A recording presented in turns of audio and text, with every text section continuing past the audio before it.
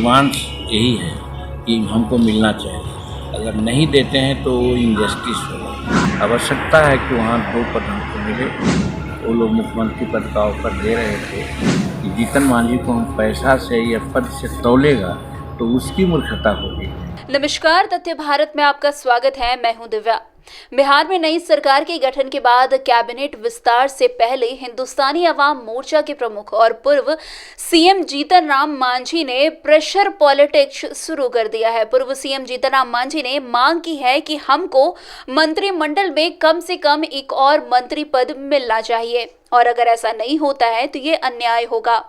बिहार में नई एनडीए सरकार के कैबिनेट विस्तार की चर्चा के बीच पूर्व सीएम जीतन राम मांझी ने बड़ी मांग की है। जीतन राम मांझी ने कहा है कि निर्दलीय को मनचाहा मंत्रिमंडल का विभाग मिल रहा है। उन्होंने कहा कि हम पार्टी से अनिल कुमार सिंह को मंत्री बनाया जाए। मैंने इसके लिए अमित शाह, नीतीश कुमार और नित्यानंद राय सहित अन्य नेताओं से बात की है। आगे जीतन राम मांझी ने कहा कि मुझे महागठबंधन की तरफ से सीएम पद का ऑफर मिला था, लेकिन मैंने उसे ठुकरा दिया। हमको 2 मंत्री पद नहीं मिला तो यह अन्याय होगा। जीतन राम मांझी ने कहा कि कोई उन्हें पैसा या पद से नहीं तौल सकता, इसलिए मैं एनडीए के साथ हूं। आगे जीतन राम मांझी क्या कुछ कह रहे हैं, आप खुद सुनिए। सरकार में भी और विभाग के बंटवारा में भी 44 साल से हम हैं। हमको ऐसा लगा कि जब मंत्रिमंडल का विस्तार हुआ या बना है तो सुबह में या दिन में वोट होता था और शाम में बंटवारा हो जाता था विभाग। इस बार न होना हमको भी कहीं न कहीं कुछ लग रहा है कि आखिर क्या बात। और जहाँ तक विस्तार का सवाल है, मुख्यमंत्री ने कहा था कि 1-2 रोज के अंदर ही हम विस्तार कर देंगे। तो 2 घटक 3 घटक हैं इसमें, भाजपा हैं, हम लोग हैं, जदयू है। तो जदयू की तरफ से तो कोई नहीं है जैसा समझ में आया है। तो भाजपा से कहीं न कहीं इस देने में विलम्ब हो रहा है। हमको मालूम हुआ कि 2 बार दोनों डिप्टी चीफ मिनिस्टर मिले हैं, मामला सॉर्ट आउट हो गया होगा और हम समझते हैं कि 5 तारीख तक विस्तार होगा और विभागों का भी बंटवारा हो जाएगा। और 5 तारीख तक यदि हो जाता है तो इसको विलम्ब नहीं कहा जाएगा। मांझी जी, ये हमारी मांग भी थी आप लोगों के माध्यम से कि हमें 2 मंत्री पद चाहिए। और आपने देखा कि निर्दलीय मंत्री लोग हैं, उनको मंत्री पद दे दिया गया। ठीक है, एक भारतीय जनता जदयू में मिल गए हैं, उनको मिला या मिलेगा, लेकिन निर्दलीय विधायक हैं उनको मिला और मनचाहा विभाग भी मिलने की बात चल रही है। तो वैसी परिस्थिति में हमारा क्लेम मजबूत होता है और हमने मांग किया था। और बात भी सही है कि मगध क्षेत्र एक तरफ शेड्यूल कास्ट की बहुलता है तो दूसरे तरफ सवर्णों में भी कदावर नेता की आवश्यकता है। और सवर्णों में कदावर नेता हमारे पास हैं। अनिल सिंह 4 बार विधायक रहे हैं, मंत्री रहे हैं, उन पर किसी प्रकार का आरोप नहीं रहा है।